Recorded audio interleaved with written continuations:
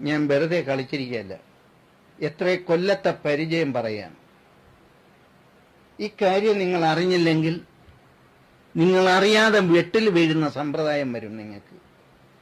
ഇത് നിങ്ങൾക്ക് എല്ലാവർക്കും മനസ്സിലായിട്ട് കാര്യമായിട്ട് ചെയ്തെടുത്താൽ നിങ്ങൾക്ക് കൊള്ളാം. ഇതെത്ര ഇപ്പൊ ഇതിനകത്ത് തന്നെ എത്ര പേരുണ്ട് ഈ വെട്ടിൽ വീണവര്?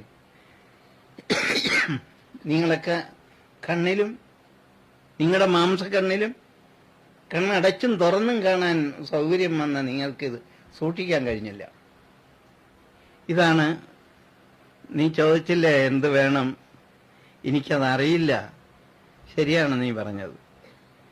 നിന്റെ അച്ഛൻ പറഞ്ഞ ഒറ്റ വാക്ക് മതി, അത് വെച്ചും കൊണ്ട് നീ വിശ്വസിച്ചോണ്ടാ മതി, വേറൊന്നും ചെയ്യണ്ട. ആശയത്തിന് എന്ത് വില കൊടുത്ത് പ്രവർത്തിപ്പിക്കണം. അതെന്താണ് അച്ഛൻ പറഞ്ഞ വാക്ക്? ഈ നിന്റെ അച്ഛൻ പറഞ്ഞല്ലേ, ഞാനും ഈ ബാബുവും ഈ സാത്യയും നിന്റെ അച്ഛനും അമ്മയും ചരിച്ചന്ദ്രനും ഒക്കെ കൂടി വന്ന് അവർ മുന്നിൽ നിന്ന് കാണുക.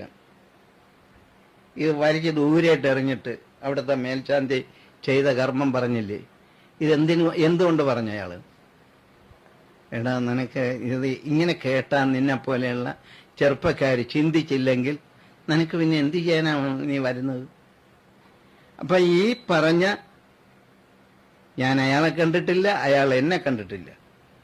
ഗുരുവായൂർ മേൽശാന്തി എന്നൊക്കെ പറയുമ്പോൾ എന്താണ് ഇത്? എന്നെ വിശ്വസിപ്പിക്കാൻ പറഞ്ഞതോ അതോ എന്നെ വലുതാക്കി പറഞ്ഞതോ അതോ നിങ്ങളുടെ അച്ഛനും മറ്റുള്ളവരും കണ്ടു നിൽക്കല്ലേ? ഇത് നിങ്ങളോട് പലരോടും ഞാൻ പറയുകയും അവനും പറയുകയും ചെയ്തിട്ടുണ്ട്. നിങ്ങൾക്ക് എന്തോ മനസ്സിലായി? ഇതൊക്കെ വന്ന് കുനിഞ്ഞ് വണങ്ങി നിൽക്കുന്നത് നീ കണ്ടല്ലോ. പക്ഷേ നിങ്ങൾക്ക് ഒരു കുഞ്ഞിന് ഇത് കേട്ടിട്ട് മനസ്സിലായിട്ടുണ്ടോ ഇതുവരെ?